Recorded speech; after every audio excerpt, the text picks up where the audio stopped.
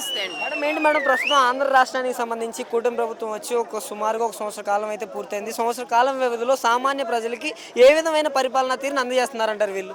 ఏ విధమైన పరిపాలన లేదు, సున్నా పాలన అనేది ఈ కూటమి ప్రభుత్వంలోనే చూస్తున్నాము.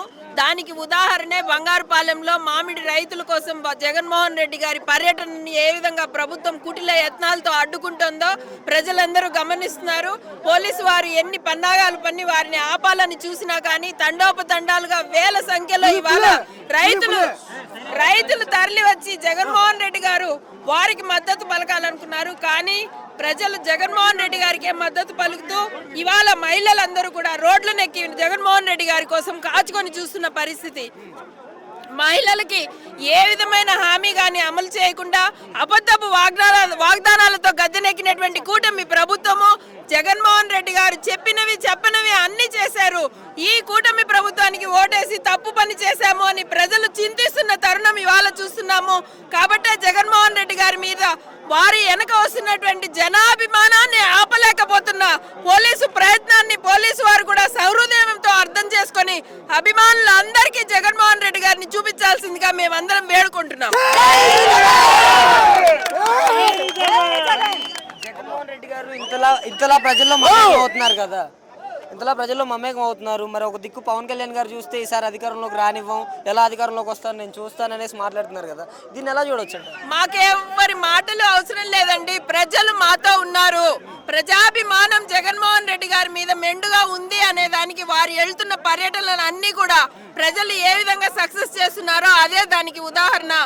ఏ నాయకుడి గురించి చెప్పాల్సిన అవసరం మాకు లేదు. అందరూ గుంపులుగానే వస్తారు. జగన్మోహన్ రెడ్డి గారు సింగిల్ ఎంత కష్టం పెట్టినా, ఎంత నష్టపరిచినా, కుటుంబాన్ని చీల్చినా, ఏమి చేసినా సరే ఒక్కడిగా వచ్చి తిరిగి ఈ రాష్ట్ర ప్రజలకి అండగా దండగా నిలబడి 2029 కానీ 2028 కానీ ఎప్పుడు ఎలక్షన్ జగన్మోహన్ రెడ్డి మాత్రమే ఈ రాష్ట్రానికి ముఖ్యమంత్రి కాగలరు. సూపర్ 6 పరిస్థితి ఏంటంటారు? సూపర్ 6 హామీల్లో ఏమాత్రం అమలయ్యాయి? ఉచిత బస్సు లేదు, అమ్మఒడి లేదు, కొంతమంది మహిళలకే ఇచ్చారు. దాదాపు 35 లక్షల మంది ఇప్పటికీ అకౌంటబిలిటీ స్టాటిస్టిక్స్ తీసుకుంటేనే 35 లక్షల మంది తల్లులకి ఉట్టి చేతులు చూపించారు. ఉచిత బస్సు లేదు, డ్వాక్రా రుణాలు లేవు, వడ్డీ లేని రుణమన్నారు లేదు, 3 నెలలకి గ్యాస్ సిలిండర్ ఇస్తా అన్నారు, అది లేదు. ఇంకా మీరు ఇచ్చిన హామీ ఏం అమలు చేశారో మాకు చెప్తే మేము చెప్తాం. అడ్డంగా మామిడి రైతులకి ట్రాక్టర్లు లారీలతో రోడ్ల మీద పడేసిపోతున్నారు. ఇంతకంటే ఉదాహరణ ఏం కావాలి? రైతు బాంధవుడుగా నిలిచాడు వైఎస్ రాజశేఖర్ రెడ్డి. వారి కొడుకు రైతుల పట్ల నిలబడి ఇది మద్దతు రేట్ అని పంట తీసుకురాకముందే అనౌన్స్ చేశారు.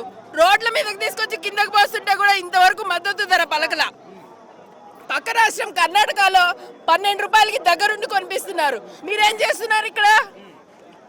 ఏ విధమైన పరిపాలన లేదు, సున్నా పాలన. కూటమి ప్రభుత్వంకి మార్కులు 0.